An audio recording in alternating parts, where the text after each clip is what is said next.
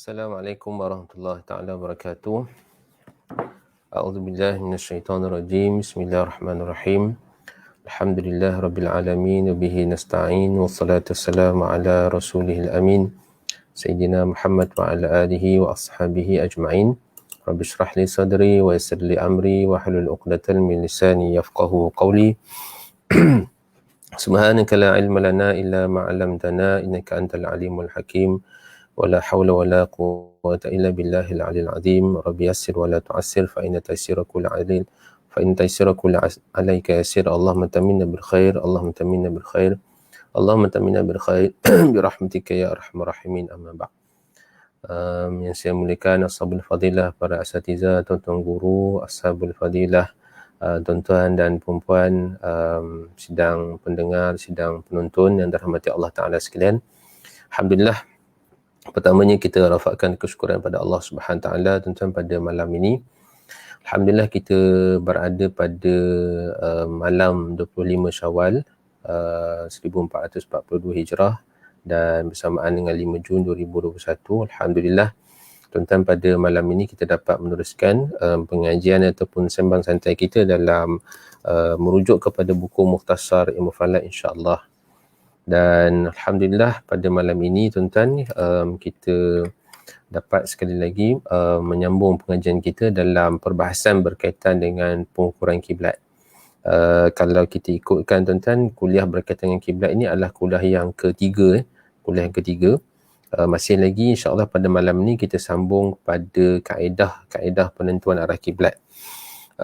Tuan-tuan, seperti biasa sebelum kita masuk dalam perbahasan kita, sebagai mukadimah kepada perbincangan kita pada malam ini, insya-Allah tuan-tuan, kita sandarkan kepada petikan daripada surah Al-Baqarah, surah Al-Baqarah. A'udzubillahi minasyaitonirrajim.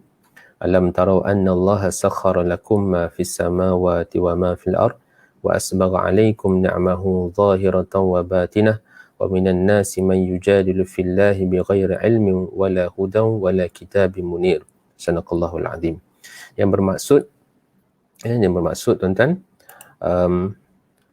tidakkah kamu memerhatikan bahawa Allah telah memudahkan untuk kegunaan kamu apa yang ada di langit dan apa yang ada di bumi, dan telah melimpahkan kepada kami nikmat-nikmatnya yang zahir dan batin. Dalam pada itu ada di antara manusia orang yang berbantah mengenai sifat-sifat Allah dengan tidak berdasarkan sebarang pengetahuan atau sebarang petunjuk, dan tidak juga berdasarkan mana-mana kitab Allah yang menerangi kebenaran. Masya-Allah tuan-tuan. Tuan, di dalam ayat ini di mana Allah Subhanahu Wa Taala telah menyatakan bahawa yang saya nak highlightkan tuan-tuan tidaklah semua daripada perbahasan ataupun ayat ini, tetapi apa yang saya nak kongsikan adalah beberapa petikan ataupun awal yang saya cuba highlightkan pada malam ini, iaitu di mana Allah Subhanahu Wa Taala berfirman, alam tarau anna Allah sakhkhara lakum ma fis samawati wa ma fil ard. Mungkin pada itu sajalah pada malam ini, insya-Allah. Iaitu, tidakkah kamu memerhatikan bahawa Allah telah memudahkan untuk kegunaan kamu apa yang ada di langit dan apa yang ada di bumi. Masya-Allah. Tuan-tuan, saya cuba merujuk di dalam beberapa tafsir, antaranya tafsir Mutawalli Sya'rawi, tuan-tuan, satu seorang ulama yang cukup hebat, cukup mulia tuan-tuan, di mana beliau telah menyebutkan bahawa lafaz perkataan sakhara itu, sakhara, yang diterjemahkan dalam bahasa Melayu kita ini tuan-tuan sebagai Allah telah mempermudahkan, di mana kalau kita lihat di dalam tafsir itu menyatakan bahawa bagaimana Allah Subhanahu Wa Taala yang disebut dalam ayat ini sakhara, bermaksud sakhara ini juga bermaksud menundukkan. Alam tara anna Allah sakhara lakum, adakah kamu melihat, alam tara anna Allah, adakah kamu tidak melihat bagaimanakah Allah Subhanahu Wa Taala menundukkan kepada kamu, masya-Allah.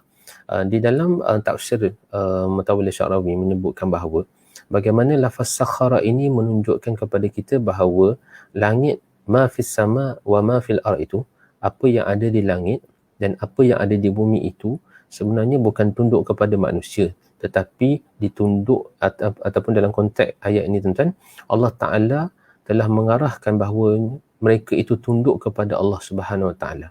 Maksudnya tuan-tuan, tunduk itu bukan tunduk kepada manusia, tetapi tunduk itu tunduk pada perintah Allah Subhanahu Wa Ta'ala. Di mana daripada sinilah tuan-tuan dapat kita faham bahawa secara kalau kita kata alam ini tuan-tuan, kita tak boleh kontrol, kita tak boleh kawal. Kita tak boleh kawal kalau sekiranya kita nak tahan matahari daripada terbenam, ataupun kita nak tahan bulan ini daripada terbit, ataupun kita nak tahan angin daripada bertiup. Tak boleh, kerana semua itu sebenarnya tunduk pada sunnatullah, tunduk pada peraturan yang Allah Ta'ala telah tetapkan. Cuma bila alam ini tunduk pada Allah Subhanahu Wa Ta'ala, maka manusialah yang akan menikmati manfaat daripada ketundukan alam ini pada Allah Subhanahu Wa Ta'ala. Dan daripada inilah tuan-tuan, manusia cuba memahami bagaimana ketundukan ataupun taatnya alam ini pada Allah Subhanahu Wa Ta'ala, dan kemudian kita manfaatkan ini. Dan ini antara salah satu tuan-tuan apa yang nak kita bahaskan dalam ilmu falak, yang mana kalau kita lihat dalam ilmu falak ni antara salah satu ilmu yang mana kita akan cuba memahami bagaimana tabiat alam itu, bagaimana sunnatullah itu berlaku. Dan daripada sunnatullah itu, kita akan cuba manfaatkan untuk kehidupan kita. Kita cuba manfaatkan untuk kelangsungan hidup kita. Dan insyaAllah tuan-tuan, pada malam ni kita akan lanjutkanlah perkara ini dan dapat kita lihat bahawa dalam surah Luqman ini, bagaimana Allah Ta'ala telah menyebutkan, telah mengingatkan kepada kita bahawa apa yang ada di langit, apa yang ada di bumi itu, semuanya tunduk pada Allah Ta'ala, yang mana ketundukan mereka itu telah memberikan manfaat kepada kita sebagai manusia. Masya Allah. Ini antara salah satu nikmat yang mana Allah Ta'ala telah berikan kepada kita, yang mana kadang-kadang mungkin nikmat itu kita tidak perasan, kita ambil mudah, kita ambil sambil lewa, tetapi itulah sebahagian daripada nikmat yang Allah Ta'ala sebutkan dalam ayat ini. Masya Allah, tuan-tuan. Itu sebagai mukadimah kepada perbahasan kita pada malam ini. Insya Allah, tuan-tuan. Baik, tuan-tuan, kita akan sambung pada malam ini, tuan-tuan. Sebelum saya terlupa, tuan-tuan, saya mohon maaf kerana dalam siri kuliah yang lepas, tuan-tuan, bila saya dengar balik kuliah yang lepas, ada mungkin saya terkhilaf menyebutkan firman Allah Subhanahu Wa Ta'ala, ma yuridillah bi khairan yufaqihu fid din. Dan seperti mana tuan-tuan guru semua sini maklum bahawa itu bukanlah firman Allah Ta'ala, tapi adalah hadis Nabi SAW. Ma yuridillah bi khairan yufaqihu fid din. Siapa yang Allah Ta'ala nak berikan kebaikan padanya, maka akan diberikan kefakihan ataupun kefahaman di dalam agama. InsyaAllah, tuan-tuan, saya mohon maaf kalau sekiranya tuan-tuan lihat pada siri yang sebelum ini, mungkin ada yang dengar.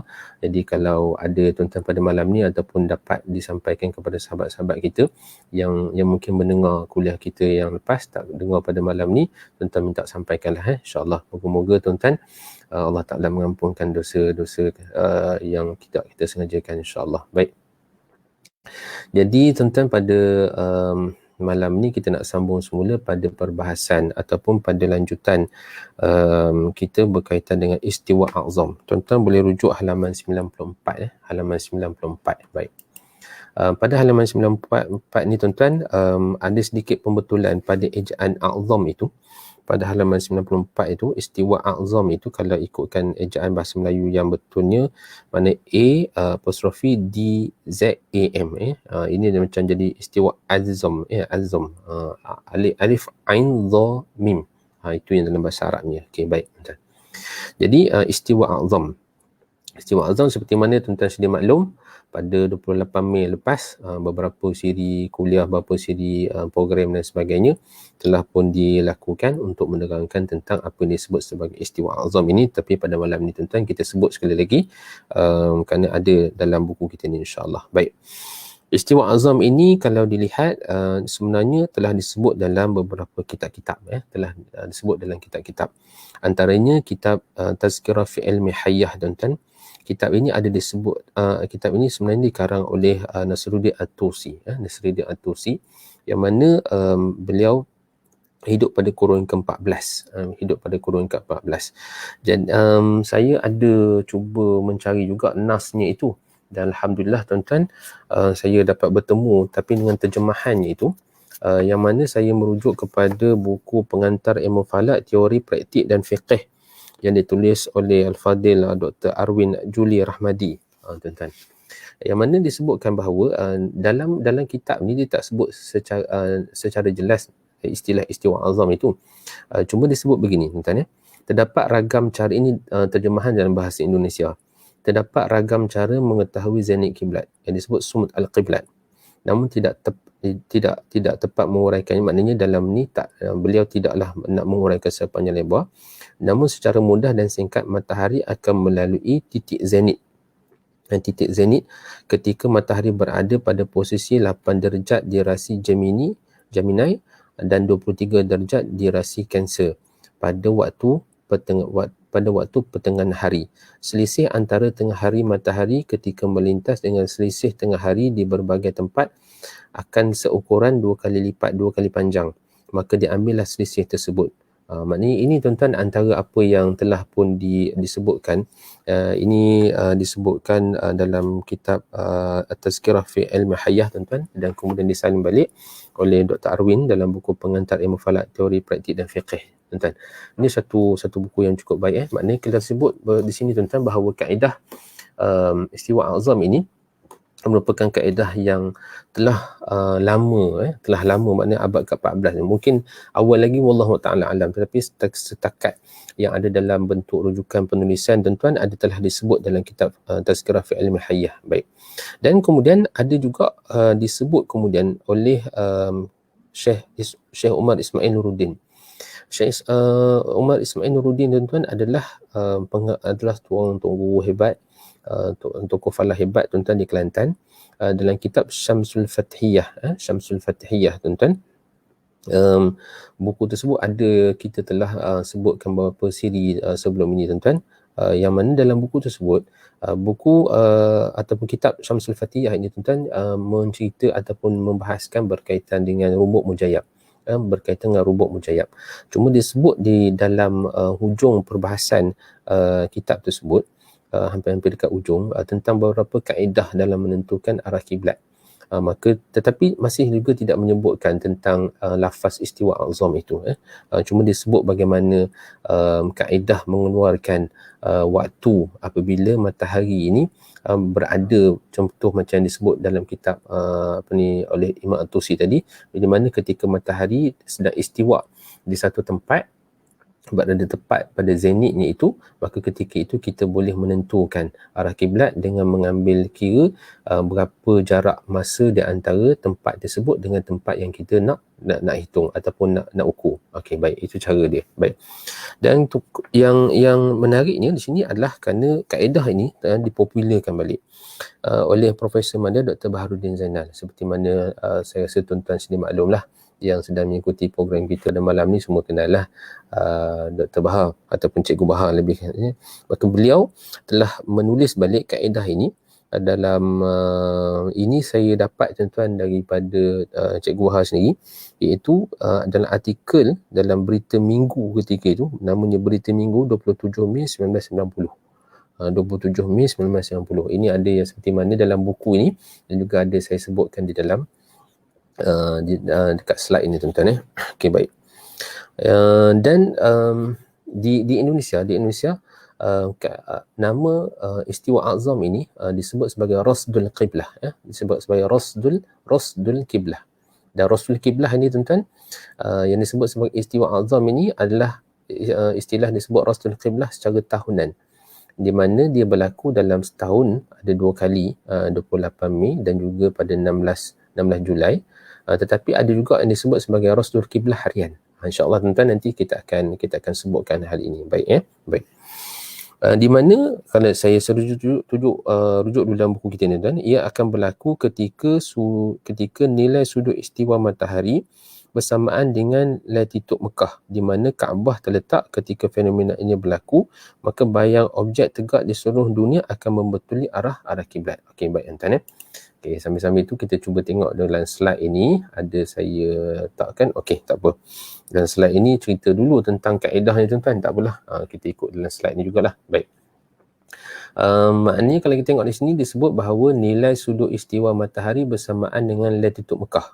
Macam dalam buku kita ni, nilai sudut istiwa matahari akan bersamaan dengan latitude Mekah. Kalau maknanya kita tengok latitude Mekah itu dalam 21 darjah, maka kalau kita tengok nilai sudut istiwa ataupun deklinasi satu deklinasi matahari ketika melalui tempat tersebut, maka kalau dia bersamaan dengan 21 darjah, maknanya kita dapat ukur ketika tu kedudukan kedudukan lokasi tersebut berdasar kepada bayang yang wujud itu. Okey. Dan secara umumnya, saya sebut secara umumnya, dia berlaku 2 kali setahun, iaitu pada 28 Mei 5.16 petang, 16 Julai 5.28 petang. Okey. Saya tertariklah kerana nilai yang digunakan di dalam ni adalah nilai yang berulang. Mungkin Allah Ta'ala alam tuan-tuan, ini adalah kaedah di mana supaya kita mudah nak ingat agak-agaknya kan. Okey. Kalau tengok di sini 28 Mei 5.16 petang, 16 Julai 5.28 petang. Jadi kalau kita ingat yang nombor 1 ni saja, kita dah boleh ingat nombor 2. Pasal apa? Kerana tuan-tuan lihat di sini 28 Mei 5.16 petang, ambil 16 ni, 16 petang ni ambil jadi 16 Julai. Kemudian 5.28 petang ni ambil 28 dari sini. Jadi kita dah ingat tuan-tuan. 28 Mei, 5.16 petang, 16 Julai, kira-kira 5.28 petang. Okey. Di mana ketika itu, ketika fenomena ini berlaku, maka bayang objek akan jatuh ke sebelah timur dan arah kiblat ialah arah yang mengarah ke barat. Banyak objek yang panjang sewaktu petang juga menyebabkan arah kiblat lebih mudah diukur. Okey, inilah tuan-tuan antara sebab kenapa kaedah ini adalah kaedah yang sangat efektif dan mudah untuk kita gunakan. Kerana ketika mana nak aplikasikannya dia mudah. Dia tak perlu, kalau tuan-tuan dapat lihat dalam slide inilah. Dalam slide yang saya kongsikan ini, nanti insya-Allah ada lagi slide. Kalau tuan-tuan dapat lihat di sini, lihat maknanya kita boleh gunakan apa saja objek yang kita kata tegak, yang tegak. Dan kalau tegak tu mungkinlah kalau kita nak puas hati, kita boleh letakkan penimbang air ke ataupun apa-apa sesiku ke dan sebagainya. Tuan-tuan boleh ukurlah nak pastikan objek tu tegak, ataupun dari sudut mata zahir kita dah tegak tu pun memadai lah. Macam contoh dalam gambar ni yang saya gunakan tuan-tuan, di samping ada tiang kat sini ni. Tiang ni sebenarnya adalah tabung shuttle badminton tu sebenarnya. Ya. Tapi yang kalau tuan-tuan lihat di sini adalah grill tingkap. Jadi kita gunakan apa yang ada dekat sekeliling kita ni untuk kita mengukur bayang tersebut. Okey. Dan kalau tuan-tuan dapat lihat di sini, bayang jatuh kat sini, arah kiblat adalah berlawanan dengan arah bayang. Okey. Jadi cara-caranya nanti insya-Allah tuan-tuan. Okey. Ini sedikit tambahan daripada nota kita ni tuan-tuan ya. Kalau tuan-tuan lihat di sini, ini dalam bentuk data lah. Okey. Kalau tuan-tuan lihat garis lintang Mekah adalah 21 darjah. Okey tuan-tuan, kita abaikanlah 25, 15 dan sebagainya. Maknanya kita lihat 21 darjah. Jadi kalau kita tengok dalam kitab tadi, dalam kaedah disebut apa? Iaitu nilai sudut istiwa matahari bersamaan dengan latitude Mekah. Maknanya kalau kita lihat di sini deklinasi matahari, ketika mana deklinasi matahari itu bersamaan dengan latitude Mekah, latitude Mekah, maka ketika itu tuan-tuan, di situlah waktu kita boleh mengukur arah kiblat. Contohnya tuan-tuan, pada 28 Mei yang lepas, ini data pada 28 Mei yang lepas, tuan-tuan dapat lihat ketika mana deklinasi matahari itu melalui 21 darjah, 21 darjah deklinasi ni, tuan-tuan, kita akan dapati bahawa azimut kiblat itu, kedudukan matahari itu adalah bersamaan dengan azimut kiblat, hampir bersamaan dengan azimut kiblat. Contoh di sini tuan-tuan, ini adalah lokasi di mana rumah saya lah, iaitu kalau ikutkan dia punya azimut kiblat lah 290 darjah 54 minit 38 saat. Itu dia punya sudut ataupun azimut kiblat dia. Okey. Dan kalau kita lihat di sini ketika mana waktu ni tuan-tuan, kalau ikutkan kaedah, okey, kalau ikutkan kaedah merujuk kepada 5.16 kan. Okey, 5.16. Maknanya kalau saya ambillah semata-mata 5.16 ini pun, maknanya 292 dengan 291.54 ni maknanya tak sampai pun 1 degree dia punya beza dia sebenarnya. Jadi memadai lah. Sebab itu dalam kaedah ini tuan-tuan, kalau kita nak tepat setepat yang mungkin, maka kita kena hitung lah. Kita kena hitung. Kalau dalam ni tuan-tuan, daripada hitungan yang saya buat, maknanya kalau ikut betul-betul 28 minit lepas tu, pada jam 5.22 baru yang paling tepat, iaitu 21 darjah 54 minit. Kalau tuan-tuan tengok di sini, arah kiblat adalah 21 darjah 54 minit. Mana kena tunggu 5.22, bukan 5.16. Tapi kalau 5.16 di 292.05. Tapi kalau tuan-tuan dapat lihat di sini, beza antara data ini 292.05, kalau tuan-tuan tolak dengan 2194 ni tak sampai pun 1 darjah. Jadi memadailah sebenarnya untuk kita dengan mata kasar itu, untuk menentukan arah kiblat. Maknanya tak jadi isu besar lah. Kerana kaedah ni sebenarnya adalah kaedah yang nak dilaksanakan oleh orang awam, ataupun kalau kita nak gunakan, kita tak ada peralatan ataupun dalam masyarakat kita yang tak ada kemahiran yang tinggi dan sebagainya, maka kaedah ini boleh dilaksanakan kerana ia adalah kaedah yang mudah tetapi memadailah dari sudut fiqah. Kalau tuan-tuan masih ingat perbincangan kita dalam kuliah sebelum ni, kita dah bincang tentang bagaimana kedudukan yang disebut sebagai inhiraf kiblah tu kan, lari sedikit kiblat itu. Maknanya dalam 1 degree itu sebenarnya memang terlalu sikit lah kalau dari sudut amalan secara personal ataupun peribadi. Okey, jadi ini yang berlaku. Dan tuan-tuan dapat lihat dalam gambar rajah sebelah ni, tuan-tuan dapat lihat bagaimana pada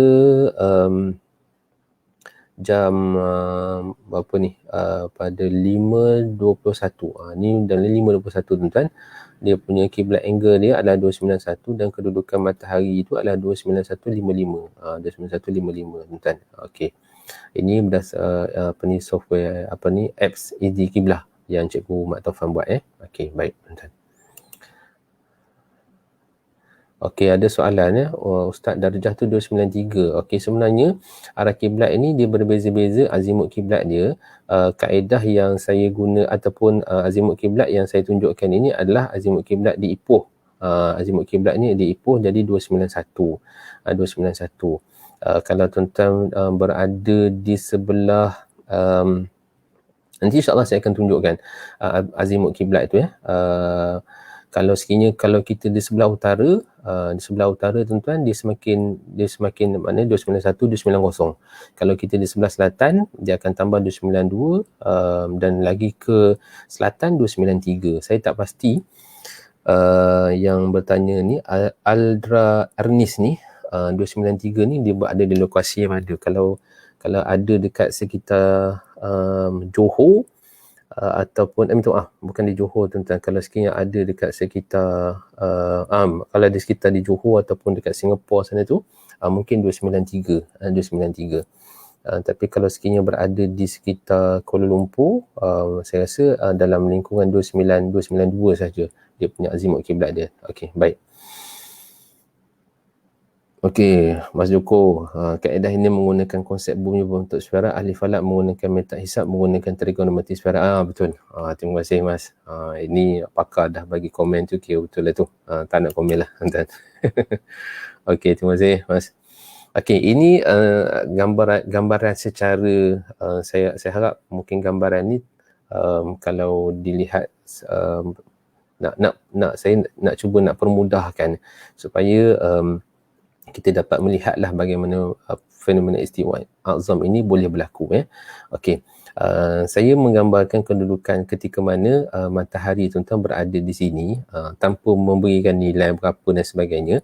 Maka kalau kita lihat sebarang tiang yang tegak ketika itu, maka dia akan menghadap di mana kedudukan matahari itu berada. Contohlah tuan-tuan kalau contohnya ada dekat mana ni, dekat kawasan China kot kan. Okey, tak apalah. Mana kalau kita tengok di situ kedudukan mataharinya ketika itu, maka bayang yang wujud ketika itu tuan-tuan, kita bayangkanlah keseluruh kawasan ini mengalami hari siang lah maksudnya ketika itu kedudukan bayang itu akan menghala ke arah matahari tersebut.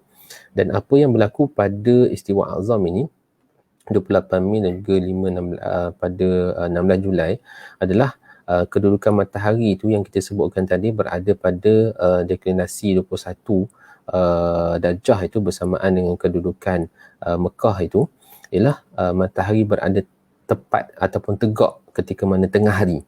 Di mana tengah hari. Maknanya tuan-tuan, pada jam 5.16 petang ataupun pada 5.28 petang tu, kalau kita tolak dengan waktu kita dengan Mekah, di mana Mekah dengan kita ni beza 5 jam kan. Okey. Maknanya ketika itu kalau 5.28 petang, maknanya di sana pukul 12.28 lah. Kalau kita di sini 5.16 petang, di sana adalah 12.16 petang lah. 12.16 tengah hari lah, minta maaf tuan. Jadi kat sana tu sedang tengah hari rembang. Jadi ketika itu matahari tegak di atas kepala, mana kalau kita berdiri di katalah kita berdiri betul-betul depan Kaabah ketika itu, mana kita akan dapati bahawa bayang kita ni hilang. Mana bayang kita ni betul-betul berada di bawah tapak kaki kita. Okey. Maka ketika itu, kalau kita lihat di sini, sebarang tiang yang tegak ketika itu akan menghala ataupun menghadap di mana kedudukan matahari itu berada. Dalam contoh dalam gambaran ini tuan-tuan, tuan-tuan dapat lihat bagaimana tiang ni tuan-tuan, dia menghasilkan bayang. Ini katalah waktu ni kita petang lah. Yang ini mungkin ini waktu pagi. Ini waktu pagi, kedudukan ini berada di sebelah timur dia kan. Ini kita berada sebelah barat. Jadi sebab itu bila matahari berada di sini, kita dapat waktu ni tengah hari, kita dapat pada waktu asar kerana kita sebelah barat daripada Mekah. Waktu matahari berada tegak itu di tengah hari di Mekah, kita dah waktu petang. Okey, jadi itu yang supaya tuan-tuan boleh faham bagaimana konsep ini berlaku dan bagaimana fenomena ini berlaku. Okey, jadi kalau kita lihat di sini, kedudukan Mekah itu adalah pada, okey, ini saya cuba garisan kasar sajalah tuan-tuan. Ini adalah dia punya kedudukan latitude dia. Okey, 15, 30, 45 sampai di sini. Okey. Dan tuan-tuan dapat lihat bahawa kedudukan Mekah dia adalah 21 darjah. 21 darjah. Jadi kedudukan 21 darjah ini ketika itu matahari pun berada pada kedudukan 21 darjah. Jadi sama. Latitude Mekah ni dengan deklinasi matahari ni sama, 21 darjah. Maka ketika itulah kita dapat. Okey, dan kita sedia maklum bahawa kedudukan matahari ni maksimumnya adalah pergi kepada garis jadi, garis sartan dan sebagainya adalah pada 23,5 darjah untuk tuan-tuan ini silap ni. 23,5 darjah. 23,5 darjah. Mungkin tak betulkan tadi ni, main copy paste saja tuan-tuan, minta maaf. Okey, 23,5 darjah. Okey, bila matahari berada pada maksimum dan juga pada kedudukan 23,5 darjah ni, garisan kalau di sebelah utara ni garisan sartan Okey, garisan sartan. Maknanya kemudian matahari tu akan patah balik ke bawah. Maka ketika itulah ini berlaku pada bulan Mei, kemudian dia akan berlaku lagi pada bulan Julai. Sebab itu tuan-tuan, bagi kita di Malaysia ni kita akan dapat 2 kali peristiwa ini. Dan antara perkara yang menarik tuan-tuan yang ada saya baca dalam satu buku lah, tapi saya pun tak ingat tuan-tuan saya baca buku apa. Ini pun minta maaf tuan-tuan, tersalah ni main copy paste ni tuan-tuan. Baitul Maqdis tuan-tuan, dia punya latitude dia adalah 31 darjah. Baitul Maqdis latitude dia 31 darjah. Wallahu a'lam tuan-tuan, dalam buku tersebut menyatakan mungkin inilah antara hikmah yang lebih utama, yang tepatnya wallahu ta'ala alam, Allah Ta'ala lah saja lebih tahu kan. Tapi bila berlaku peristiwa tahwil kiblah di mana berlakunya perubahan kiblat daripada Masjid Al-Aqsa ke arah kepada Mekah, maka kalau sekiranya kedudukan kiblat kita ni masih lagi menghadap ke arah Baitul Maqdis, maka peristiwa fenomena istiwa azam ni tak boleh berlaku. Kerana apa?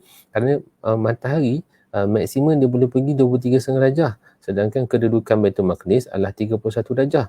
Jadi fenomena istiwa azam ni tak boleh berlaku.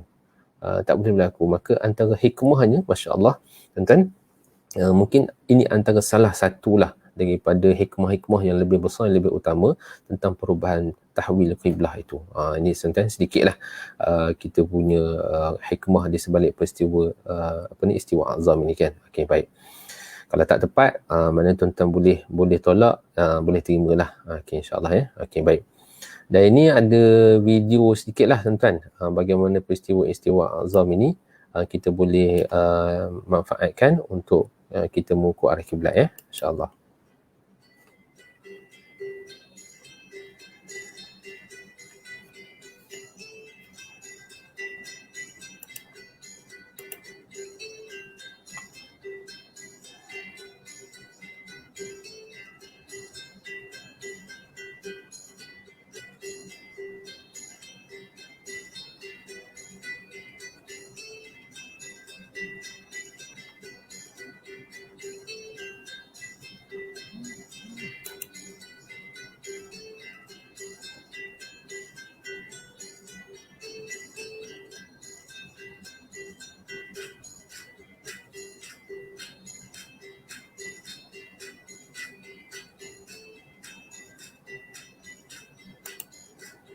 Okey, itu tuan-tuan nak tunjukkan macam mana mudahnya sebenarnya untuk kita mengukur arah kiblat menggunakan kaedah istiwa azam tu Okey, insya-Allah. Baik.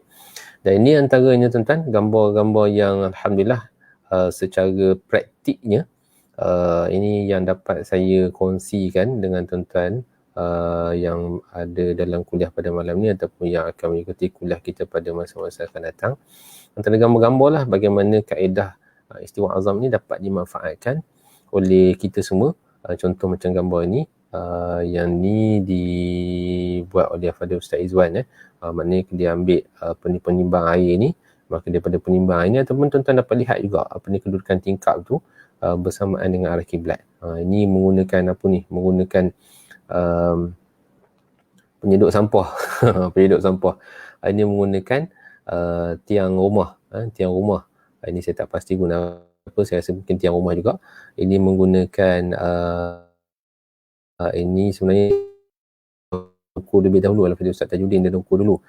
Yang ni tuan-tuan saya akan cerita kemudian. Ini ada Al-Fadhil Ustaz Amri dah buat pengukuran dengan menggunakan bayang shuttle, tabung shuttle, dan ini menggunakan dinding juga. Okey, yang ini tuan-tuan di rumah saya, di mana penandaan ini saya minta anak saya sendiri buat. Tuan-tuan dapat lihat ada 3 masa kat situ pada 5.15, ni berapa ni, 5.16, 5.22, 5.23. Jadi kalau kita lihat tuan-tuan secara mata kasar lah, kita dapat lihat di sini arahnya hampir lebih kurang sama. Hampir lebih kurang sama. Jadi ini antara kaedah yang mana istiwa azam ni secara mudah ya tuan-tuan, dengan menggunakan bayang itu tuan-tuan dapat terus menentukan arah kiblat dengan mudah. Jadi saya rasa kalau tuan-tuan dah terlepas ni, maknanya jangan lepaskan peluang lah. Pada 16 Julai pula insya-Allah fenomena ini akan berlaku sekali lagi. Okey. Dan ini antara gambaran tuan-tuan lah, macam gambar video tadi yang saya kongsikan. Bagaimana ini di masjid tempat saya tinggal lah, di mana waktu yang berlakunya istiwa azam ini, maka kalau lihat di sini tuan-tuan, bayang itu adalah bersamaan dengan arah kiblat dan dia adalah selari macam mana masjid ini ukuran kedudukan dia, maka dia sama. Ini antara caralah tuan-tuan kalau sekiranya tuan-tuan tak apa nak confident nak buat tu, maka boleh tengok dulu dekat masjid. Tapi waktu yang berlaku tu kalau boleh tuan-tuan buat cuba praktis dekat sehari sebelum daripada berlaku peristiwa istiwa azam, dan pada hari istiwa azam tu buat pula dekat rumah. Jadi tuan-tuan secara umumnya kalau kita lihat di sini tuan-tuan, kita boleh buat semakan juga di masjid ataupun di surau. Tapi insya-Allah lah di masjid dan surau ni biasanya kiblatnya betul. Yang lebih pentingnya adalah dengan kaedah ni kita boleh buat pengukuran di rumah-rumah. Kerana di rumah-rumah kita biasanya jarang sekali kan kalau ada orang datang mengukur arah kiblat di rumah, kecuali kalau tuan-tuan ada persatuan-persatuan yang ada buat. Macam contoh di Selangor, dan alhamdulillah kami di Perak pun cuba jugalah untuk mengukur kiblat di rumah-rumah ni. Jadi ini antara salah satu kaedah lah macam mana kita boleh buat pengukuran kiblat di rumah dengan menggunakan kaedah istiwa azam. Okey, baik.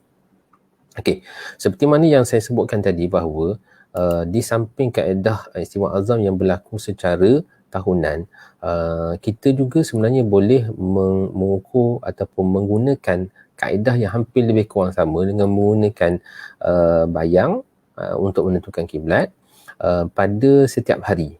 Tapi dia memerlukan pada hitungan. Saya menggunakan perisian accurate time untuk membuat hitungan ini, dan ini sebagai satu contoh lah hitungan yang tuan-tuan dapat lihat ini pada bulan Julai. Pada bulan Julai.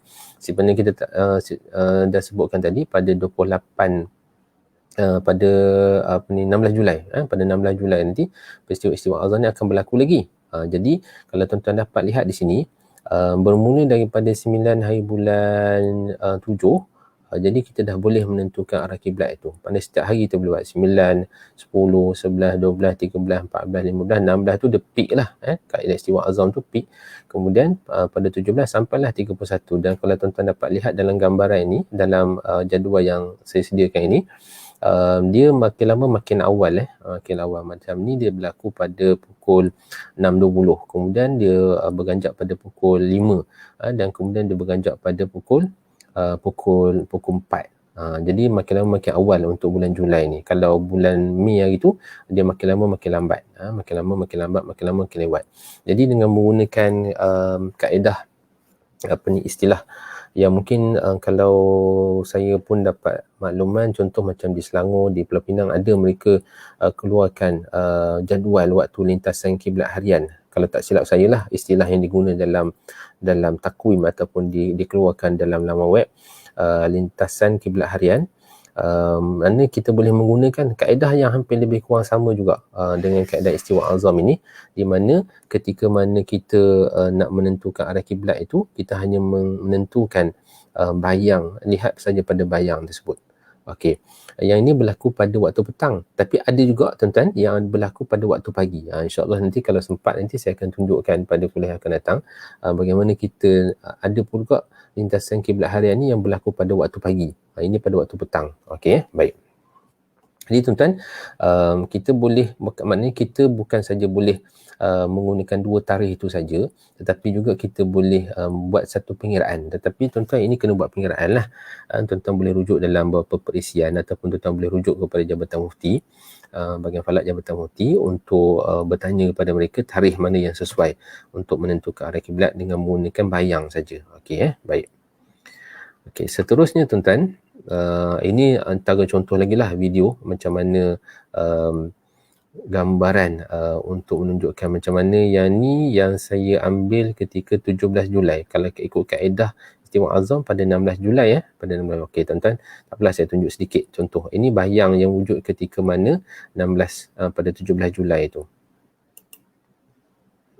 Okay, Assalamualaikum warahmatullahi wabarakatuh. Ini adalah 17/7/2019.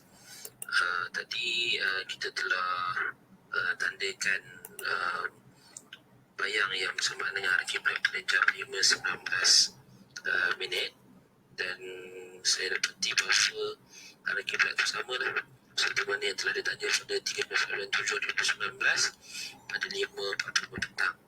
Dan ini adalah kaedah yang sama bila kita menggunakan kaedah istiwa azam yang berlaku kemarin. Namun maknanya pada hari ini pun kita masih lagi dapat menggunakan kaedah yang sama, tapi dengan sedikit perbezaan waktu lah. Dalam catatan ni ada 5.19 dan berdasarkan disebabkan azimut matahari pun waktu ini menunjukkan arah kiblat yang bersamaan dengan kedudukan azimut kiblat. Jadi kalau kita dapat lihat di sini bagaimana waktu yang telah pun dicatat dan juga bagaimana kedudukan matahari. Itu kedudukan matahari yang berada tepat pada arah kiblat.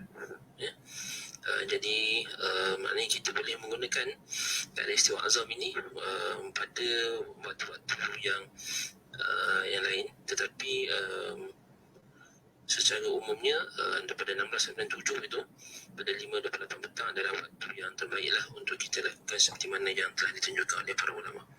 Okey, sekian, terima kasih. Okey tuan okey.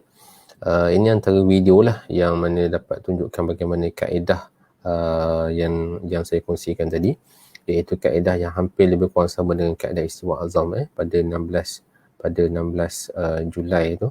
16 Julai pada jam 5.28 seperti yang berlaku. Dan berdasarkan kepada apa yang saya cuba nak kongsikan sini, maknanya kita boleh melakukan kaedah ini dengan tarikh yang lain juga. Sebab apa? Kadang-kadang Allah Ta'ala alam, kadang-kadang bila tarikh istiwa azam ni kadang-kadang hujan. Saya ingat pada tahun lepas pada bulan Mei itu memang hujan, tapi alhamdulillah pada tahun ni pada 8 Mei yang lepas ni alhamdulillah memang suasana panas dan bayang yang ada ketika tu memang sangat jelas lah. 2-3 hari selepas tu dia hujan balik. Sekarang ni dah musim hujan balik. Dan kaedah ini macam gambar kartun ni sebut tanpa pengiraan dan peralatan yang mahal. Ini saya quote balik apa yang Cikgu Mat Topan sebutkan lah. Maknanya ini satu kaedah lah yang kita boleh laksanakan, kita boleh gunakan kerana tanpa menggunakan pengiraan ataupun tanpa menggunakan peralatan yang mahal.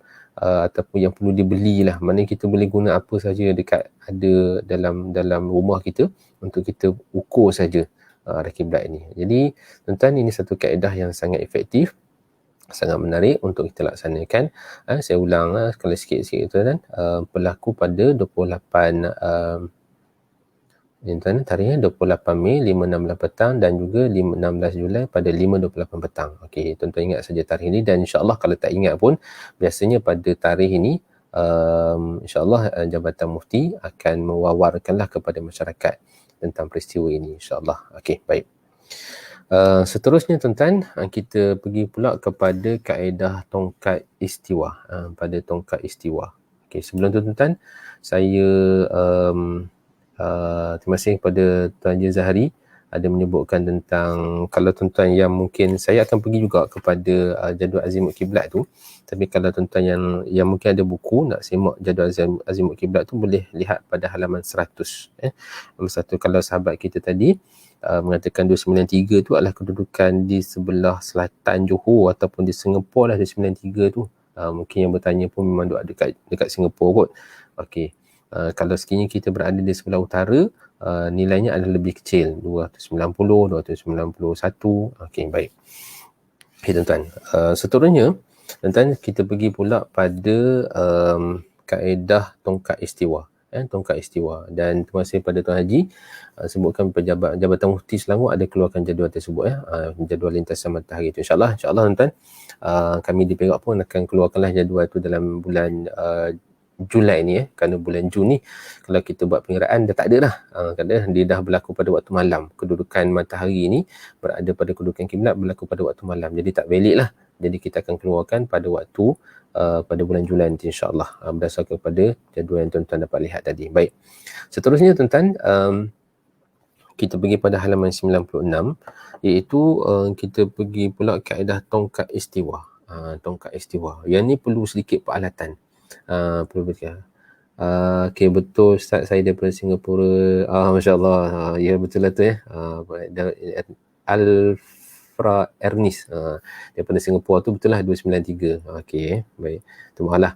Saya pun tak sampai lagi Singapura tu. Okey, insya-Allah nanti sampai. Okey, tongkat istiwa Okey. Tongkat istiwa ini adalah kaedah yang juga sangat popular yang digunakan oleh masyarakat, oleh orang dulu, tuan-tuan. Seperti mana yang tuan-tuan sedia maklum bahawa kaedah yang saya cuba kongsikan, kami penulis buku Mukhtasar ini cuba kongsikan, adalah merujuk kepada kaedah-kaedah kata kaedah-kaedah tradisional, kaedah-kaedah yang telah disebut oleh para alim ulama kita satu ketika dulu, dan kita cuba highlightkan balik. Dan tak adalah pengiraan yang complicated, cuma adalah sedikit-sikit pengiraan yang sikit-sikit saja, insyaAllah. Baik. Tongkat istiwa boleh digunakan dengan mengambil bacaan kedudukan matahari sebelum dan selepas matahari istiwa. Okey, secara umumnya tuan-tuan dapat lihat di dalam gambar slide ini, apa yang tuan-tuan perlu adalah, dan juga kalau tuan-tuan lihat dalam halaman 96 ni, yang penting di sini adalah kita kena sediakan satu tiang. Nama pun tongkat, maka kita kena sediakan tongkat. Tongkat maknanya kena sediakan tiang lah. Okey, tiang. Jadi di tiang tersebut tuan-tuan, maka kita kena buat bulatan. Bulatan macam dalam gambar rajah di dalam buku kita ni ada 1, 2, 3 bulatan. Bulatan di sekeliling tiang ataupun tongkat itu. Ataupun dalam gambar ni tuan-tuan, saya letak 2 lah. Pasal apa 2? Pasal waktu tu tak sempat nak buat banyak-banyak. Ataupun kalau tuan-tuan nak buat lagi banyak, lagi baik. Lagi banyak, lagi baik. Mana bulatan tu nak buat 3 ke, nak buat 5 ke, nak buat 6 ke, lagi baik. Okey. Dan tuan-tuan, macam mana kita nak apply tongkat istiwa ni? Okey. Lihat dalam buku kita ni, yang pertama, pacakkan satu tiang lurus di tengah-tengah garisan bulatan. Maknanya, tuan-tuan kena pastikan bahawa tiang itu tegak dan kita letakkan di tengah-tengah bulatan tersebut. Letak di tengah bulatan tersebut. Okey. Yang kedua, ambil sekurang-kurangnya 2 bacaan bayang, iaitu sebelum dan selepas matahari istiwa. Maknanya kaedah yang kita nak ambil ni tuan-tuan, dia kena lama sikit. Macam contoh kaedah istiwa azam tadi, tuan-tuan tunggu 5.16 petang ataupun 5.28 petang je, kemudian terus dapat arah kiblat kan. Tapi dengan kaedah tongkat istiwa ni kena tunggu 2 masa. Yang pertama sebelum istilah, kalau saya kata macam ni lah, sebelum zuhur ataupun selepas zuhur, ataupun kalau tuan-tuan yang dah ikut kuliah kita daripada awal, sebelum istiwa, selepas istiwa. Okey, maknanya kalau contoh tuan-tuan ambil katalah kata sejam sebelum zuhur, tuan-tuan ambil pula sejam selepas zuhur, lebih kurang begitulah. Okey, masa dia kita agak-agak baik. Dan apabila bayang telah menyentuh garisan bulatan tersebut, tandakannya contohnya dalam gambar di atas. Okey, maknanya kalau tuan-tuan dapat lihat dalam gambar ni tuan-tuan ya. Okey, saya cuba ni. Okey, tuan-tuan tengok ya. Apabila matahari pada kedudukan 1, matahari ni adalah terbit timur, ni sebelum istiwa, sebelum zuhur lah ya, sebelum istiwa ataupun sebelum zuhur. Maknanya ketika matahari ni berada pada kedudukan ni, maka bayang ni tuan-tuan, tuan-tuan ambil ujung bayang, jangan ambil kalau awan ni mungkin bayang tu panjang sampai ke sinilah. Okey, tak, yang kita nak ujung bayang tu. Maka ujung bayang tu bila dia sentuh saja bulatan tu, tuan-tuan tandakan bulatan tu, tuan-tuan tandakan pada sentuhan di antara bayang dan hujung tiang ni, bayang ni kena bulatan ni, maka kita tanda. Okey, itu satu. Dan kemudian selepas daripada zuhur, matahari berpindah ke sebelah barat, maka bayang tu pun akan pindah ke sebelah timur. Jadi ketika itu tuan-tuan, ketika matahari pada kedudukan nombor 2 ni, tuan-tuan tengok di sini, dia ada kedudukan nombor 2 di sini, dia touch saja, dia sentuh saja bayang ketika itu, sentuh saja bulatan tu, maka ketika itu tuan-tuan tanda pula kat sini. Okey, baik. Okey. Setelah kedua-dua penandaan diperolehi, kita pergi yang pada halaman 97 pada nombor 3. Setelah kedua-dua penandaan diperolehi, buat satu garisan yang menghubungkan kedua-dua garisan tersebut. Minta maaf tuan-tuan ya, malam ni cakap pun tak berapa lancar. Tak tahulah kenapa. Tuan-tuan dapat lihat di sini kedudukan titik pertama di sini, titik kedua kat sini. Okey, ini sebelum zuhur, ini selepas zuhur. Jadi daripada titik itu tuan-tuan buat satu garisan, buat satu line, satu. Okey. Ataupun kalau sekiranya tuan-tuan dapat dalam garisan luar ni, katalah ketika tu tuan-tuan ambil banyak titik. Cuma pastikan bahawa titik yang tuan-tuan nak sambung ni kena dalam bulatan yang samalah. Kalau contohnya sini dia sentuh sini, yang kedua tu dia sentuh sini, maka sambung. Kalau sininya yang sentuh sini, kemudian kali selepas zuhur sentuh sini, jangan sambung sini pula. Itu menghadap ke tempat lain tu, dia tak sampai ke kiblat tu, ke tempat lain pula begini. Okey. Kaedah dia kena bulatan yang sama. Kena bulatan yang sama. Di mana bayang tersebut sentuh kat sini. Kalau sekiranya kita nak ambil bulatan luar ni, kena bayang ni sentuh kat sini dan juga sentuh kat sini. Itu kaedah dia. Dia tak boleh guna bulatan lain. Dan yang kena tu hujung bulatan tu. Kalau nak tepat tuan-tuan ambil hujung bulatan pula. Hujung tiang tu. Hujung bayang tiang tu. Okey, baik. Dan ini tips lah sikit daripada ni. Kalau tuan-tuan nak buat banyak bulatan pun lagi baik. Pasal apa? Kadang-kadang tuan-tuan dalam pengalaman yang kami buat lah, dan juga pengalaman cikgu-cikgu kami, Cikgu Wahab, Cikgu Mak Taufan, ini pesan-pesan daripada mereka jugalah. Kadang-kadang sebelum zuhur tu dapat bayang ni, tiba-tiba tuan-tuan lepas zuhur tak dapat bayang ni. Maknanya kalau selepas zuhur katalah mendung, tiba-tiba bila dah tu dia dah pendek dah ke sini. Jadi tuan-tuan cuba dapatkan banyak titik, banyak penandaan sebelum zuhur. Jadi selepas zuhur tu pun banyak option. Kalau tak dapat yang ni, dapat yang ni. Tak dapat yang ni, dapat yang ni. Tak dapat yang ni, dapat yang ni. Jadi banyak option. Sebab tu boleh buat banyak bulatan dan banyak penandaan. Itu yang dia. Okey.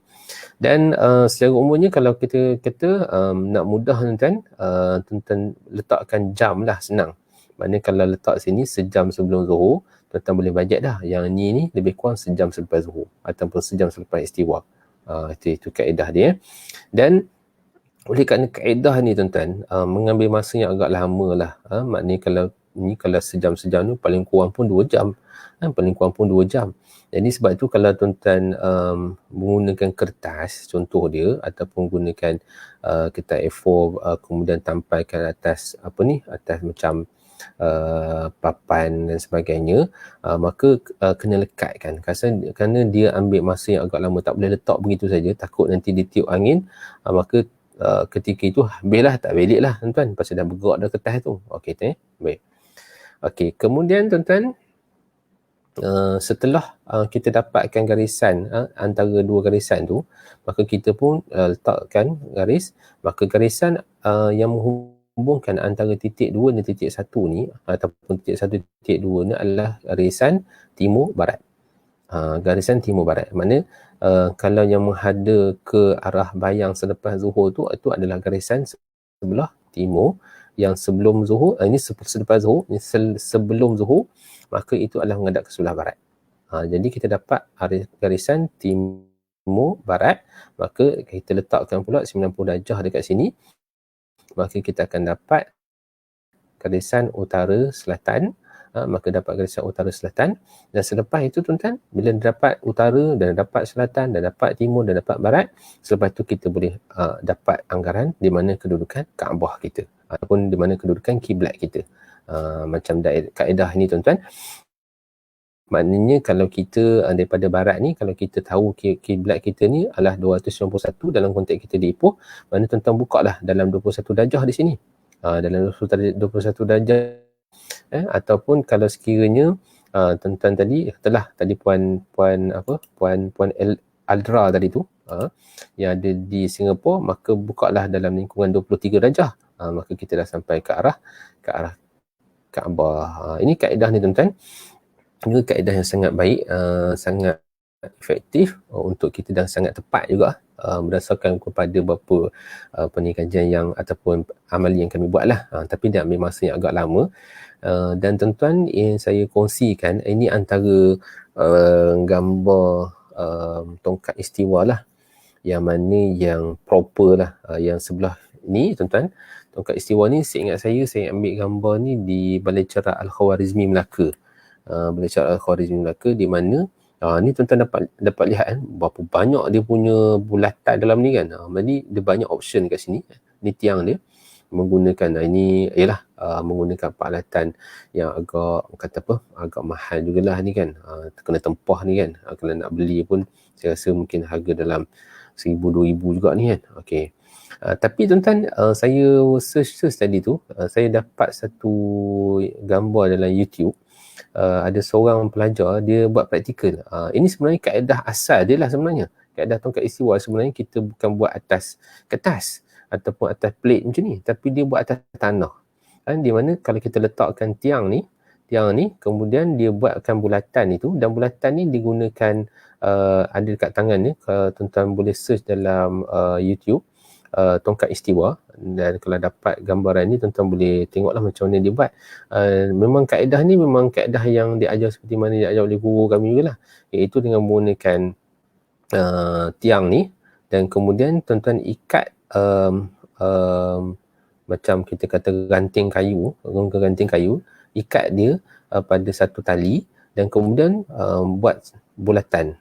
Ikat dia kat sini, kan buat bulatan. Maka kalau kita ikat kat sini, tuan-tuan, bulatan dia akan samalah, pasal panjang tali tu sama.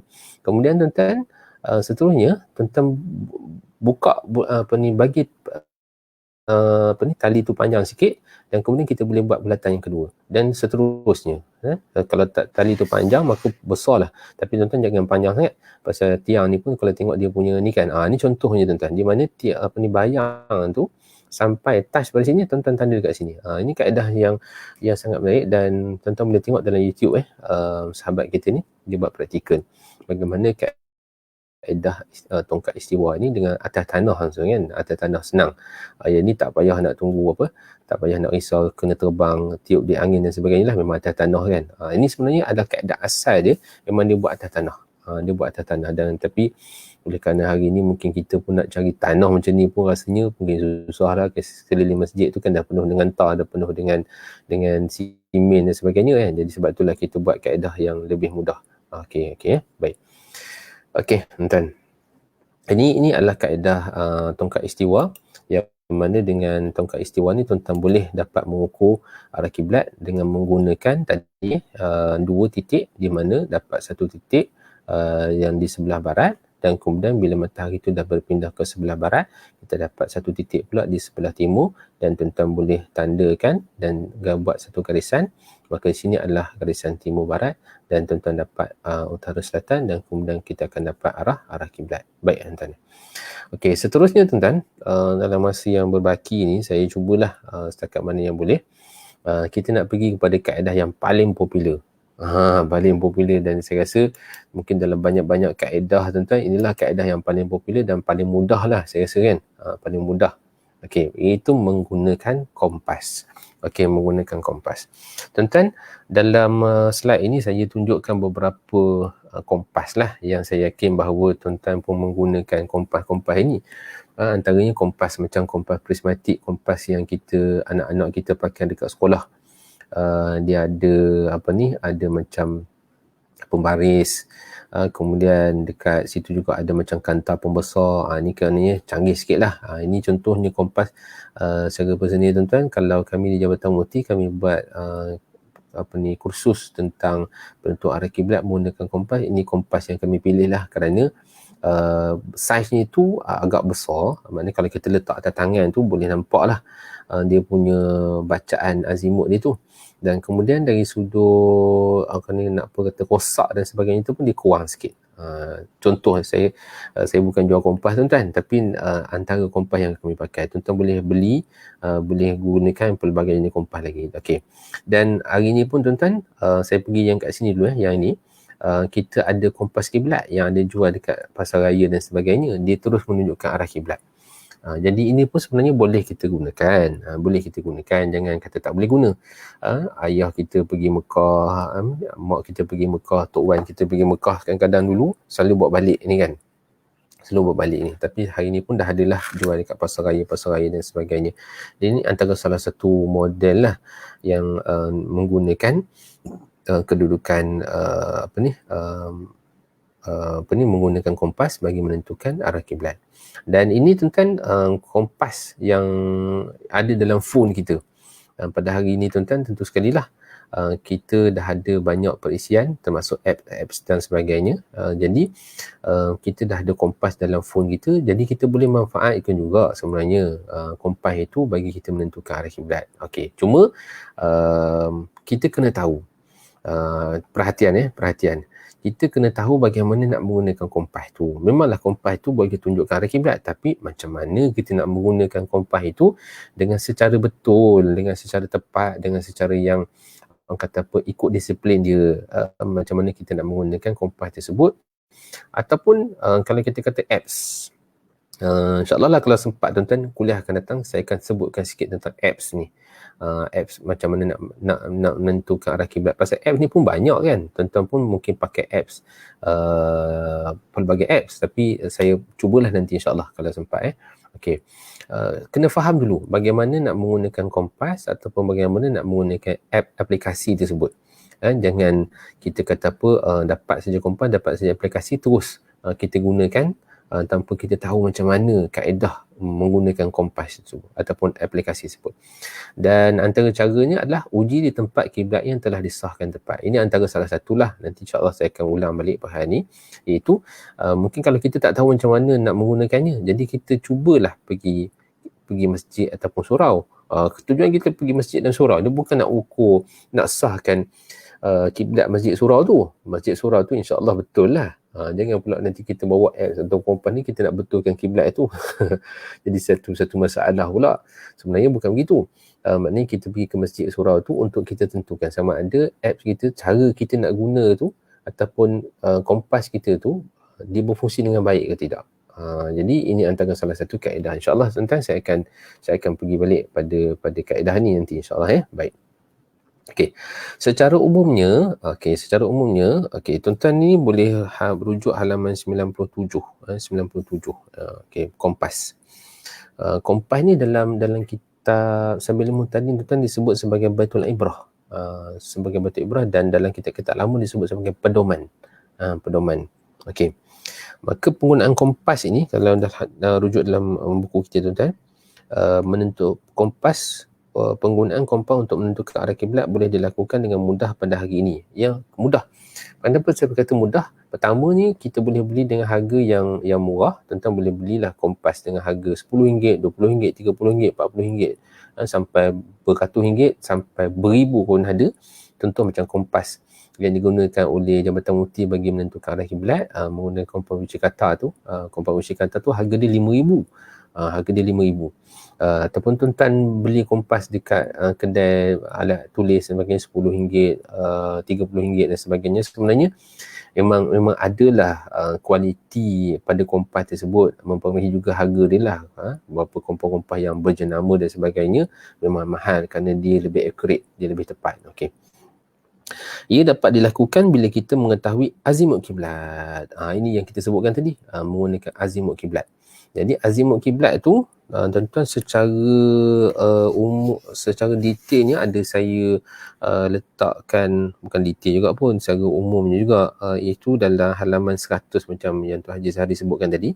Boleh buka muka surat 100 tu, langkau sikit, dan situlah ada jadual kiblat daripada Perlis di Semenanjung, sampailah ke Johor, sampailah ke Singapura. Yang sahabat kita tadi, terima kasih banyak kerana sudi masuk ataupun mendengar dalam siri Sembang Santai Falak kita, Puan.